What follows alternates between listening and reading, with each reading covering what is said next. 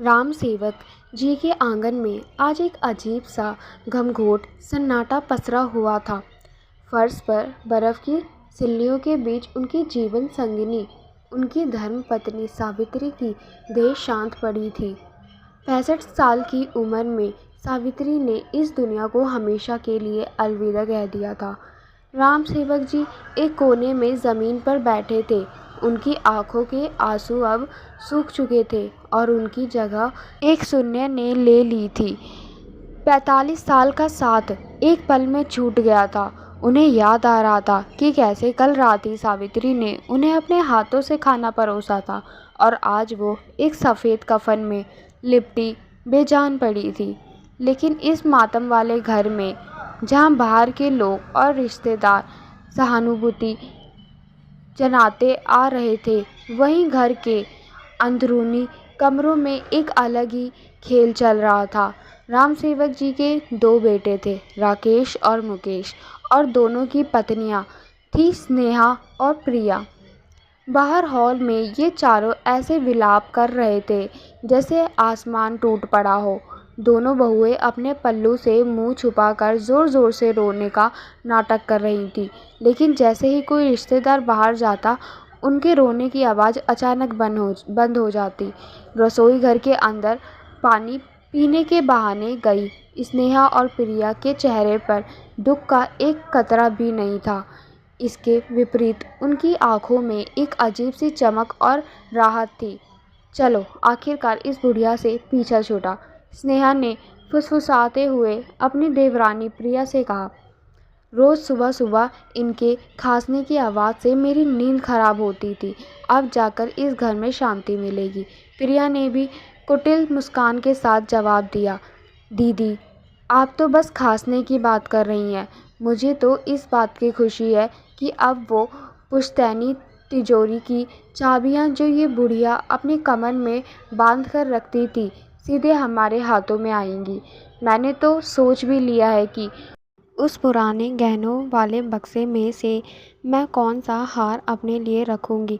ठीक उसी समय दोनों बेटे राकेश और मुकेश बालकनी में सिगरेट पीते हुए आपस में हिसाब किताब लगा रहे थे। भाई, माँ तो चली गई, अब बस पिताजी बचे हैं। उनको किसी अच्छे से वृद्धाश्रम में डाल देंगे। वैसे भी वो अस्थमा के मरीज हैं, कब तक जिएंगे। उसके बाद ये करोड़ों का पुश्तैनी बंगला और शहर के बीचों बीच वाली ज़मीन हमारी होगी। हम इस पुराने खंडर को तोड़कर यहाँ एक शानदार होटल बनाएंगे। ये चारों गिर्द उस घर में किसी के जाने का शोक नहीं मना रहे थे, बल्कि उस मृत गृह के ऊपर अपनी लालच की इमारत खड़ी करने का जश्न मना रहे थे। वे इस बात से बेखबर थे कि दीवार के भी कान होते हैं और एक माँ, चाहे वो जिंदा हो या मुर्दा, अपने बच्चों की असलियत बहुत अच्छी तरह जानती है। सावित्री कोई आम औरत नहीं थी। उसने अपना पूरा जीवन अपने परिवार की नींव मजबूत करने में लगा दिया था। जब राम सेवक जी की नौकरी छूट गई थी, तब सावित्री ने अपने गहने गिरवी रखकर बच्चों की पढ़ाई का खर्च उठाया था। उसने खुद सालों तक एक ही साड़ी पहनकर गुजारा किया ताकि उसके बेटे ब्रांडेड कपड़े पहन सके और किसी बड़े स्कूल में उन्हें शर्मिंदगी ना उठानी पड़े। लेकिन जब वही बेटे पढ़ लिखकर बड़े अफसर और व्यापारी बन गए, तो उनके लिए वो माँ एक बोझ बन गई। पिछले 5 सालों से सावित्री और राम सेवक जी इस बड़े से बंगले के एक छोटे से सीलर भरे कमरे में रहने को मजबूर थे। घर में नौकर चाकर होने के बावजूद बहुएं सावित्री से सारे बर्तन मंजवाती थी। अगर सावित्री कभी बीमार पड़ती तो डॉक्टर को बुलाने के बजाय उसे ताने दिए जाते थे। बुढ़ापे में नाटक कर रही है ताकि काम ना करना पड़े। राम सेवक जी जब भी इसका विरोध करना चाहते, सावित्री उन्हें रोक देती थी। रहने दीजिए, बच्चे हैं। कल को बहुएं घर छोड़कर चली गई तो मेरे बेटों का घर टूट जाएगा। एक माँ अपने बच्चों का घर उजड़ते हुए नहीं देख सकती। यही वह ममता थी जिसने सावित्री को अंदर ही अंदर खोखला कर दिया था। वो तिल तिल कर मर रही थी, लेकिन अपने पति की शांति के लिए उसने कभी अपनी ज़बान नहीं खोली। मगर कल रात कुछ ऐसा हुआ था जिसने उस बेबस माँ की आंखों में ममता का पर्दा हमेशा के लिए हटा दिया था। दोपहर के 3 बज चुके थे। अंतिम यात्रा की तैयारियां पूरी हो चुकी थी। राकेश और मुकेश ने बड़ी ही शानो शौकत से अपनी माँ की अर्थी सजाई थी। समाज के सामने वो ये दिखाना चाहते थे कि वे कितने श्रवण कुमार जैसे बेटे हैं। उन्होंने पूरे शहर के लोगों को बुलाया था। राम नाम सत्य है की गूंज के साथ सावित्री की देह शमशान घाट पहुंची। चीता की लकड़ियों चुनी जा रही थी। पंडित जी मंत्र पढ़ रहे थे। राम सेवक जी शमशान घाट की एक सीढ़ी पर चुपचाप बैठे थे। उनकी आंखों के सामने उनका पूरा अतीत किसी फिल्म की तरह चल रहा था। वो सोच रहे थे कि अब इस अकेलेपन के पहाड़ को वो कैसे काटेंगे। पंडित जी ने आवाज़ दी, राम सेवक जी आइए, अब अंतिम संस्कार का समय हो गया है। आप आए और सावित्री जी के मुंह में आखिरी बार गंगा जल और तुलसी का पत्ता रख दें। उसके बाद आपके बड़े बेटे राकेश उन्हें मुखाग्नि देंगे। राम सेवक जी भारी कदमों से उठे। उनके पैर कांप रहे थे। वो धीरे धीरे लकड़ियों के ढेर पर लेटी सावित्री के पास पहुँचे। उन्होंने कांपते हाथों से तांबे के लोटे से गंगा जल निकाला और अपनी पत्नी के होठों से लगाया।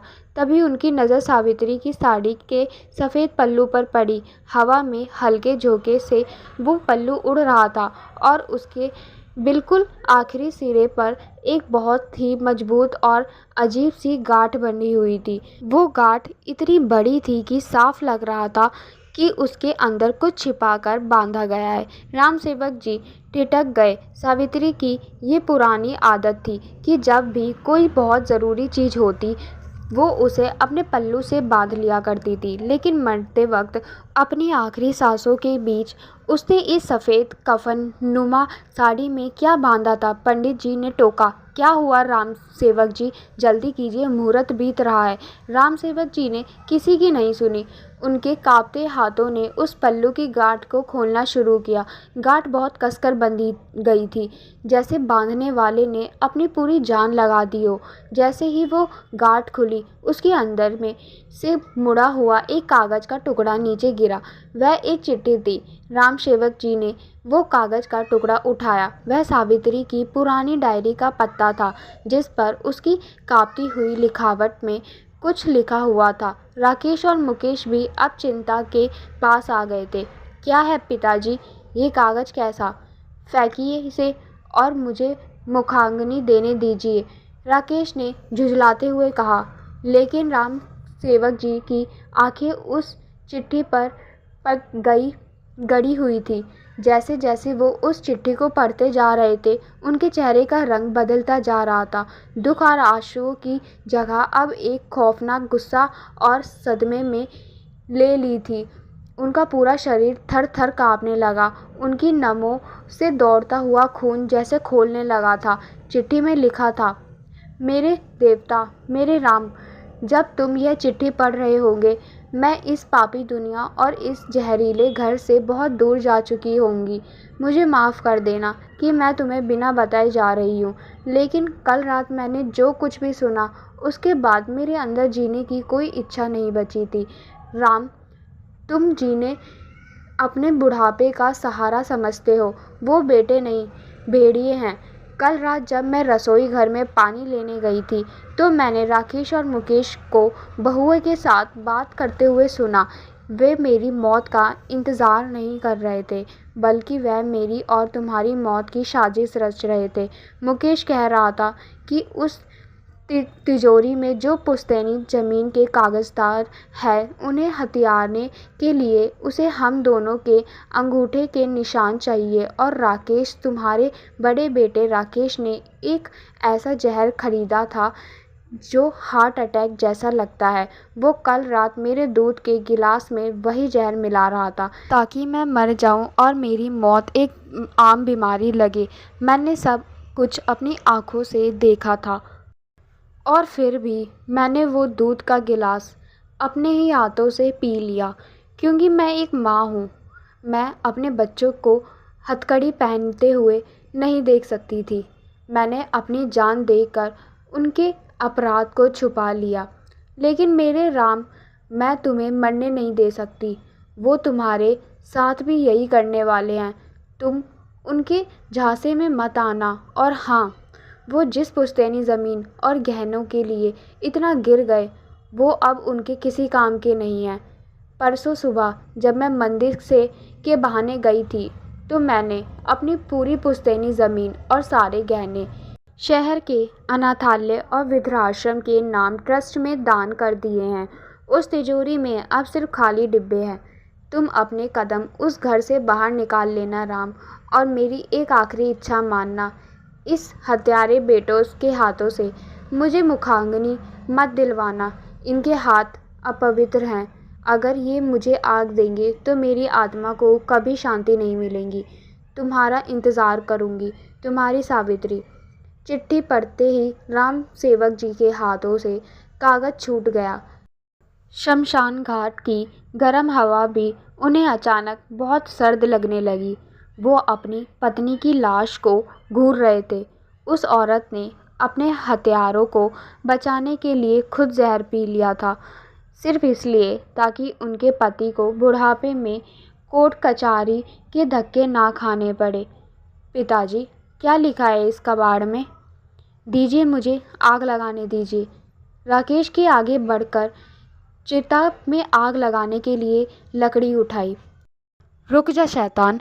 राम सेवक जी ने के गले से एक ऐसी दहाड़ निकली जिसने शमशान घाट के सन्नाटे को चीर कर रख दिया। वहाँ मौजूद सैकड़ों लोग जो अब तक शांत खड़े थे, एकदम से चौंक गए। सबकी नज़रें राम सेवक जी की पर टिक गई। राम सेवक जी का सर, जो अब तक दुख से में झुका हुआ था, वो अब तन चुका था। उनकी आंखें लाल अंगारे की तरह दहक रही थी। देवी को आग देने की तो तेरी औकात ही नहीं है, राम सेवक जी चीखे। मुकेश आगे आया। ये आप क्या कह रहे हैं पिताजी? लोग क्या कहेंगे? तमाशा मत बनाइए। माँ की मौत का तमाशा? राम सेवक जी पागलों की तरह हंसने लगे। यह हंसी दुख और पीड़ा की इंतहा थी। तमाशा तो तुम चारों ने बनाया है इस रिश्ते का। तुम जानना चाहते हो ना इस पल्लू में क्या बंधा था? राम सेवक जी ने वो चिट्ठी ज़मीन से उठाई और अपनी पूरी आवाज़ में शमशान घाट में मौजूद हर एक इंसान के सामने उस चिट्ठी का एक एक शब्द पढ़कर सुना दिया। जैसे जैसे राम सेवक जी चिट्ठी पढ़ रहे थे, राकेश, मुकेश, स्नेहा और प्रिया के चेहरे का रंग उड़ता जा रहा था। उनके पैरों तले से ज़मीन खिसक गई थी। उन्हें यकीन नहीं हो रहा था कि जिस बुढ़िया को वो मूर्ख समझते थे, वो उनके सारे राज जानती थी।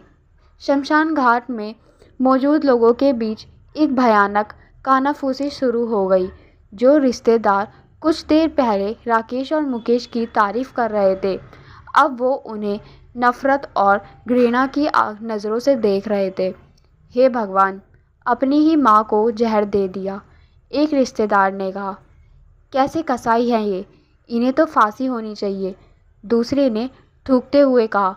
लेकिन उन चारों लालची भेड़ियों के लिए सबसे बड़ा झटका ये नहीं था कि उनका पर्दाफाश हो गया था। उनके लिए सबसे बड़ा सदमा वो था जो चिट्ठी के आखिरी हिस्से में लिखा था, सारी ज़मीन और गहने अनाथालय के नाम दान कर दिए थे। स्नेहा अपना आपा खो बैठी और बीच शमशान घाट में चीख पड़ी, ये झूठ है, वो बुढ़िया झूठ बोल रही है। करोड़ों की ज़मीन वो ऐसे कैसे किसी अनाथालय को दे सकती है? वो पागल हो गई थी मरने से पहले। राम सेवक जी ने आगे बढ़कर एक ज़ोरदार तमाचा स्नेहा के गाल पर जड़ा। गूंज इतनी तेज थी कि सब सन्न रह गए। खबरदार, जो मेरी पत्नी को बुढ़िया कहा, वो तेरी सास नहीं, वो देवी थी जिसने तुम जैसे सांपों को अपने आंचल में पाला। राकेश और मुकेश अब बुरी तरह घबरा गए थे। एक तरफ समाज की बेइज्जती, दूसरी तरफ हत्या का आरोप और तीसरी तरफ करोड़ों की संपत्ति का हाथ से निकल जाना। वह दोनों गिड़गिड़ाते हुए राम सेवक जी के पैरों में गिर पड़े। पिताजी, पिताजी, हमें माफ़ कर दीजिए। माँ गलत समझ बैठी थी, हमने ऐसा कुछ नहीं किया। राम सेवक जी ने घृणा से अपने पैर पीछे खींच लिए। मुझसे दूर रह हत्यारे, आज से इसी वक्त से मेरे लिए तुम दोनों मर चुके हो। मेरा कोई बेटा नहीं है। तुम अनाथ हो और मैं निसंतान हूँ। पंडित जी कांपते हुए आगे आए। राम सेवक जी, लेकिन लेकिन शास्त्र कहते हैं कि चिता को मुखाग्नि तो बेटा ही देता है, वरना आत्मा को मोक्ष नहीं मिलता। राम सेवक जी ने पलटकर पंडित जी की आंखों में देखा। उनकी आवाज़ में एक ऐसा दृढ़ निश्चय था जिसे कोई शास्त्र नहीं डिगा सकता था। पंडित जी, जो बेटे अपनी माँ के कातिल हो, उनके हाथ से दी गई आग चिता को नहीं, सीधे नरक को जलाती है। मेरी पत्नी ने पूरा जीवन इनके लिए झुलस कर गुजार दिया। अब मैं उसे मरने के बाद इन अपवित्र हाथों से नहीं जलने दूंगा। आज मैं राम सेवक अपनी पत्नी को मुखाग्नि दूंगा। अगर ये समाज के खिलाफ है तो मुझे ये समाज मंजूर नहीं। राम सेवक जी ने खुद वो जलती हुई लकड़ी उठाई। उन्होंने अपनी पत्नी के चेहरे को आखिरी बार देखा। उनके आंसुओं की एक बूंद सावित्री के माथे पर गिरी। शांत हो जा मेरी भवानी, तेरा ये राम अब कभी कमज़ोर नहीं बढ़ेगा। तूने जो त्याग किया है उसे मैं व्यर्थ नहीं हो जाने दूंगा।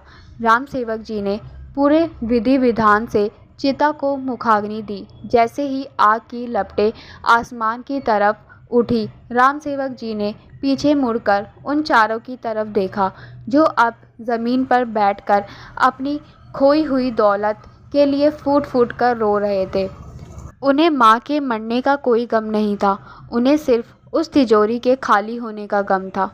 राम सेवक जी ने तुरंत अपनी जेब से फ़ोन निकाला और पुलिस कमिश्नर, जो उनके पुराने मित्र थे, का नंबर डायल किया।